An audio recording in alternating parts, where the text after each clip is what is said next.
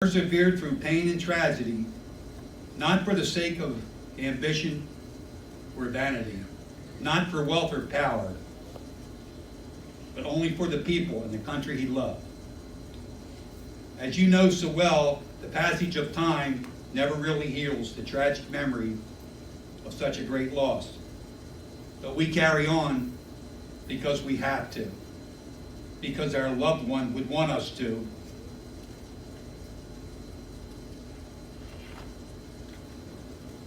And because there is still light to guide us in the world from the love they gave us, we carry on. Charlie Kramer has gone home now, guided by his faith and by the light of those he loved and lost. At last, he is with them once more, leaving those of us who grieve his passing with memories he gave, the good he did, the dream he kept alive, and a single enduring image. The image of a man on a boat, white mane tousled, smiling broadly as he sails into the wind, ready for what storm may come. Say, Tom, don't forget the bell. And Charlie, here's the bell. In a wondrous place just beyond the horizon. Charlie was part of the greatest generation. There's an old saying, they don't make them like Charlie Kramer anymore. Well, it's true. May God bless Charlie Kramer, and may he rest in eternal peace. Thank you.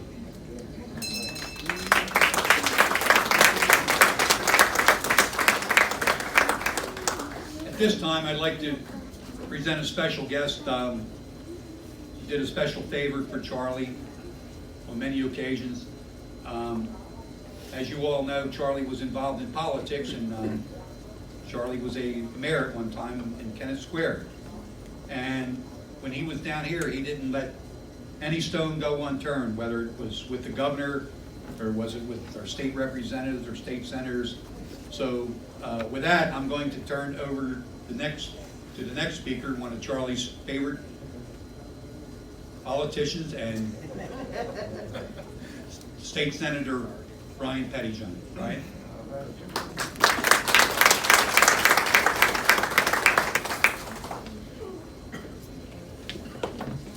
Thank you, Tom. True and faithful servant is what I heard today about who he was. And you look at the program and you've seen everything that he's done, and yes, he was a true and faithful servant. That's one of the things that he was, but who he was, and this is something that always resonated with me. It's kind of a bit of an oxymoron. He had fierce humility. What do you mean by fierce humility? That doesn't even make sense, Brian. I don't make sense a lot. Fierce humility. His fierce humility came in his service to people. He was fiercely passionate about the things that he cared about. But it wasn't about him. It was never about Charlie. It was about the people that he helped.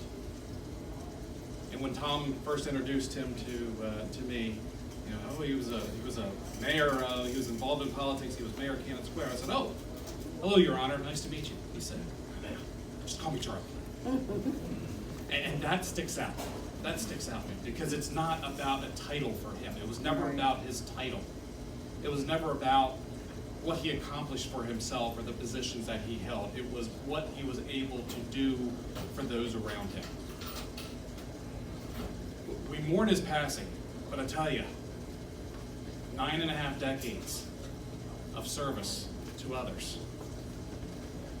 We can only hope that we have that in our own lives. I rejoice in knowing him. I rejoice in the conversations we had sitting up here during one of the events, and I chuckled when Tom said, you know, Charlie would say, "Don't screw up now," because he'd elbow me and say, "All right, now don't screw up." And you know, we had that relationship, we had those conversations. You know, we talked about things like moving the ball forward with equality, the race relations, that he went through that tumultuous time before I was even born. He told me what those times were like and why he thought the way he did. And if I am the sum of all the parts that are around me, he has something to do with how I think the way I think today and the decisions that I make when I'm up and over. He added so much to everybody that knew him. And he is going to be missed, absolutely. There's going to be so many people that miss him. But there have been so many more people whose lives have been changed, even so slightly, by Charlie.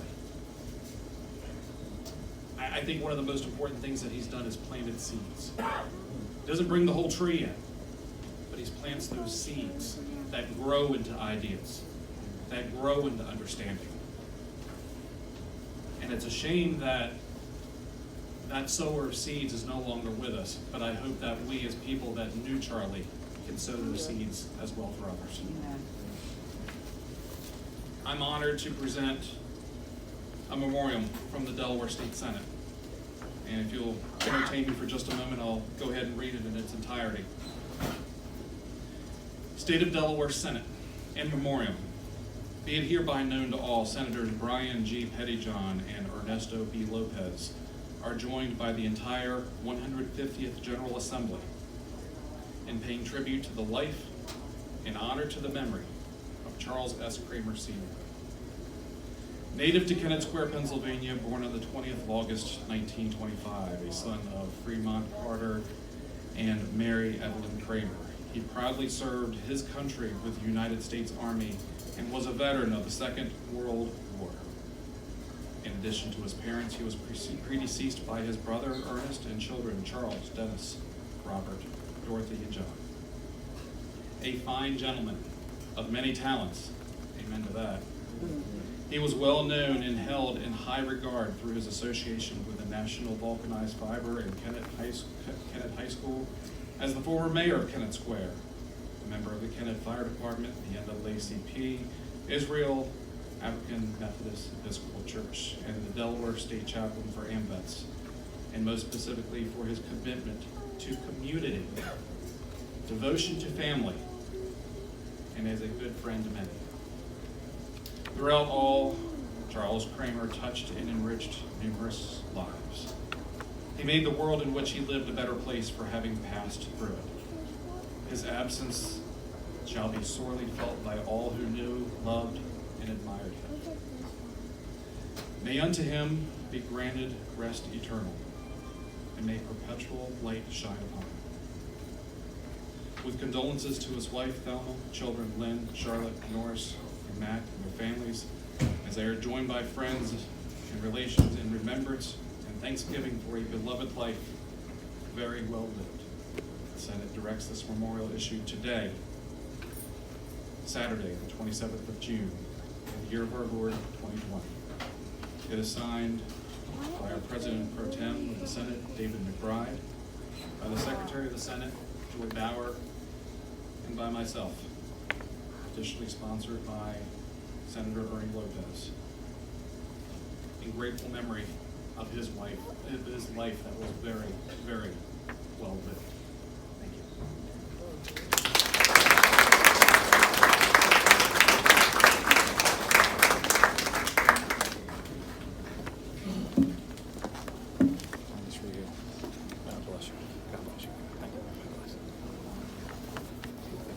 Thank you, Brian. Now we come to the fun time of the program. Reflections from the family and friends. Who is going first? I recognize that fellow. His name is Matt. Yeah, you look familiar.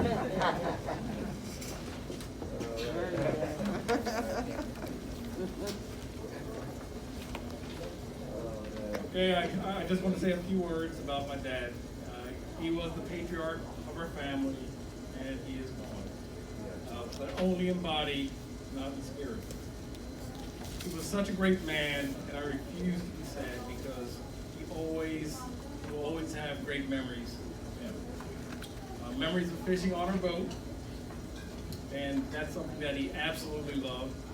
Talking about Philadelphia sports teams, memory of his that was his famous laugh, and that always brought a smile to my face. Even when I was a young private in the military, I would ask Dad for some money, and he would say, I can't give you money, son, because you have to learn how to be a man. I hated him for that, but I understood and respected what he was doing at a later date. Some of the lessons that he taught me built me into the man that I am. Dad absolutely loved his family and friends. I used to talk to him for hours about how he had so much love for family and how we shared and stuck together at all times. We have to maintain that legacy of wishes. And I'm so grateful and proud to have watched him have such a positive effect on so many lives. He loved to make people laugh. All he wanted to do was to make other people feel comfortable and make sure that no one felt left out. Dad had left an impact on every person he met. Even strangers weren't strangers very long. He would find something to talk about, whether it was fishing, politics, or even his own accomplishments.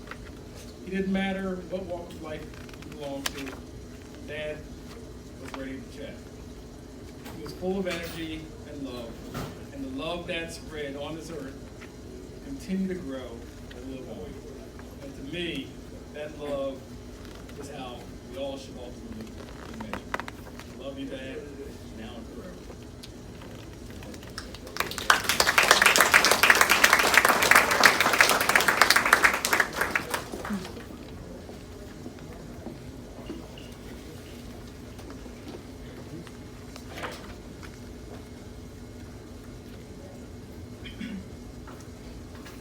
The righteous man walks in his integrity. His children are blessed after him. Proverbs 20th chapter, verse 7. And I met Mr. Kramer later in his life, within the past 5 years. And by his testimony at church, we got a sense of how blessed his children were and affected by him. And we at Israel United Methodist Church, where Reverend Burns is our pastor, we were blessed by him as well. Now I have to say, I went to church with him, but I also serve as the chair for the Delaware Commission of Veterans Affairs. So I almost regretted talking to Mr. Kramer on Sundays, because he would say, so, did you go up to this event in Newcastle County this weekend? And are you going to the Home of the Brave this week when we deliver food? And are you doing this and are you doing that? And I'm like, at 90 years old, that man ran circles around many of us in the veteran community who were supposed to be doing this work as well. So I would often say, yeah, Mr. Kramer, I'll meet you there, and but we both were Army, so we used to joke about service in the Army. And one of the things I will say about him is he truly lived the Army values throughout his life. Loyalty, duty, respect for others, selfless service, honesty, and personal courage. And we witnessed his personal courage as he dealt with some of the losses of his children, and most recently when he gave a testimony in church about his health and what he was dealing with there. But his faith and strength was one of the things that I admired most about him, and I hope that when I go through challenges in life, I can handle them as positively as he did. Thank you.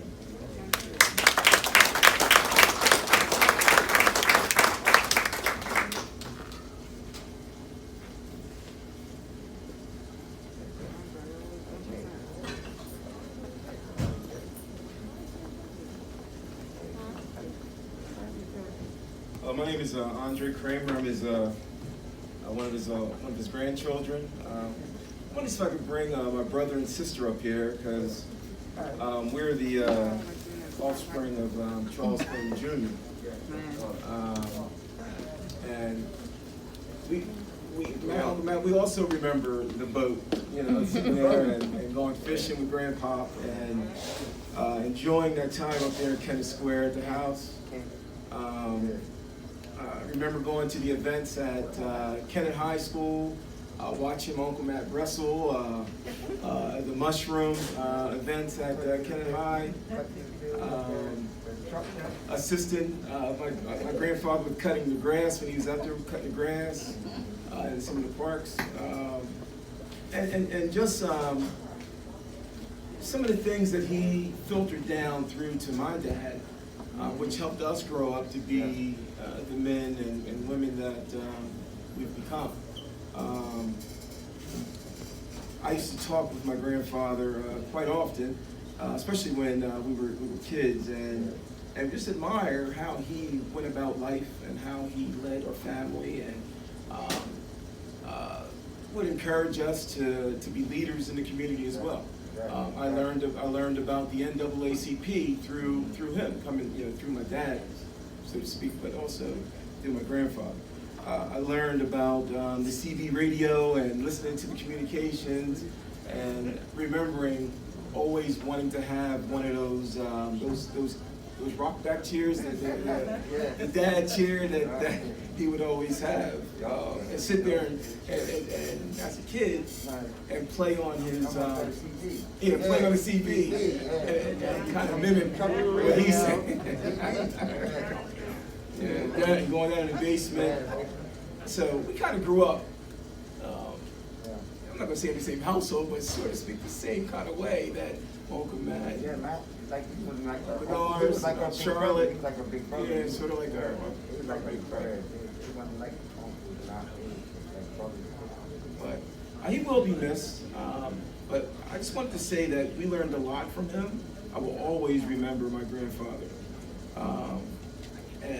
and cherish the moments that we've had when we spent time up there.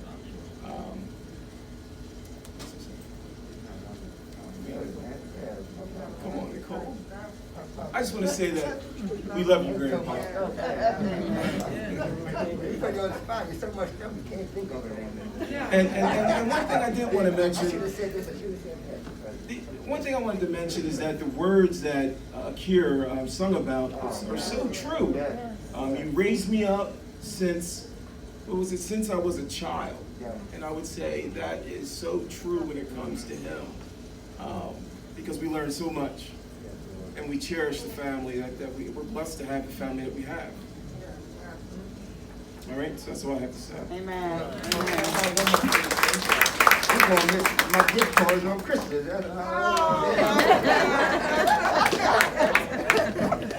I can't take that.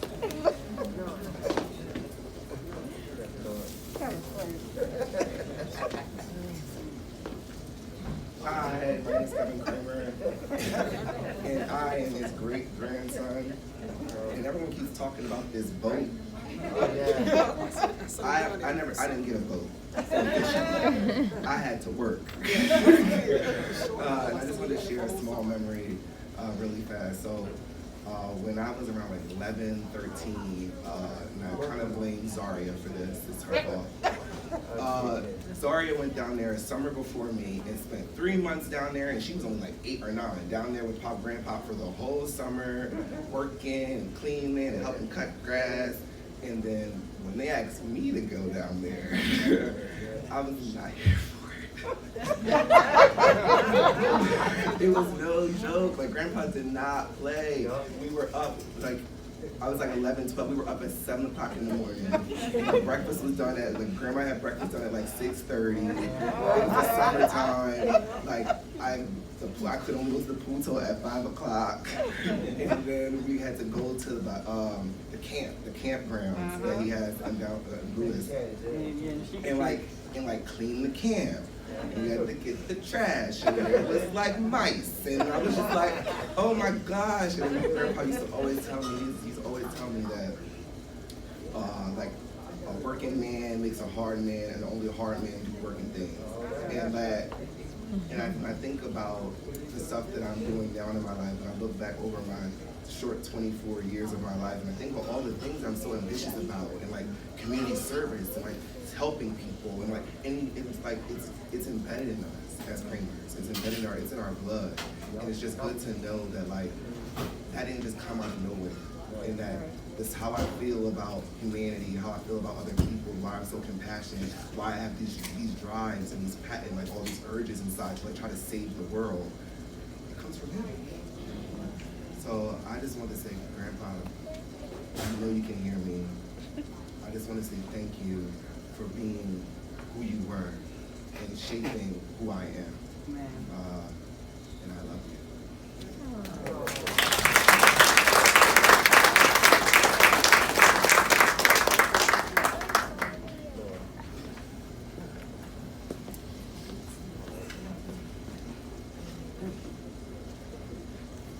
Hi, I'm Norris Kramer.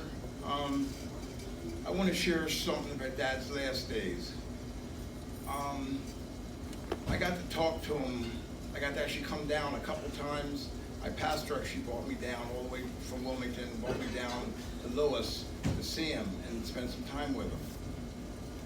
Dad, he never gave up hope. He was always thinking, like, I hurt my arm in the elevator, and he'd say, "How's your arm?" And Dad's laying down, in pain, suffering, and he's asking me how my arm is.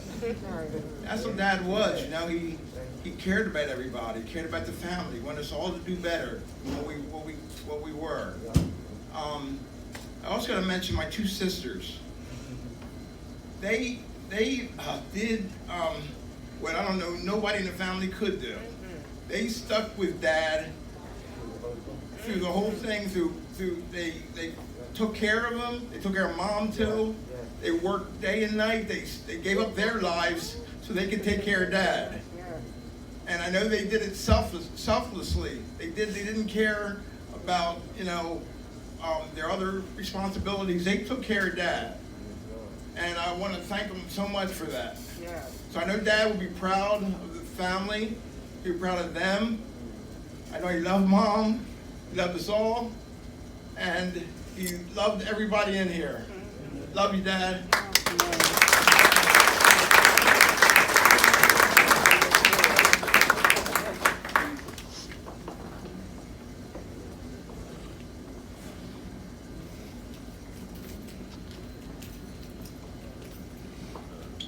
Hello, everybody. My name's Rick White.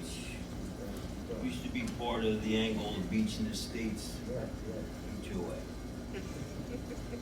Met Mr. Charlie when he walked up and he said, "I'm not going to be able to do vice president. Can you do it for me?" I'm like, okay. So I did, and Charlie went away for a while. I had some trouble, something was going on back then. We didn't see him for a little bit, and then he started showing up again. Mr. Charlie was his name to us. Always called him Mr. Charlie. Got talking to him one day and found out he was part of the Red Ball Express, and if nobody knows what that was, in World War II, we would not have won